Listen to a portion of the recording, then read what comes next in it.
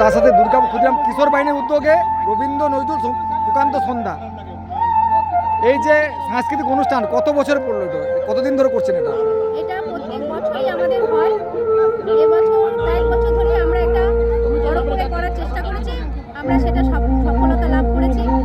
আমরা এবছর তো দুদিন এই রবীন্দ্র নজরুল সুকান্ত জয়ন্তী চলছে, প্রচুর ছেলেমেয়েরা অংশগ্রহণ করে। কিশোর বাহিনী, তারপরে অন্যান্য যেসব গ্রুপ আছে, প্রচুর ছেলেমেয়েরা মানে একদিকে হয়ে ওঠে না, আমাদের সেটা দুদিনে ভাগ করতে হয়েছে। আর আমরা খুব খুশি এত মানুষকে কাছে পেয়ে। সুকান্ত সন্ধ্যায় প্রত্যেকেই রবীন্দ্রনাথ ঠাকুরকে স্মরণ করে, সুকান্তকে স্মরণ করে, বিদ্রোহী কবি নজরুল ইসলামকে স্মরণ করে। এটাতে আমরা তাদেরকেও আমরা মনে কোথায় ধরে রাখতে পারি।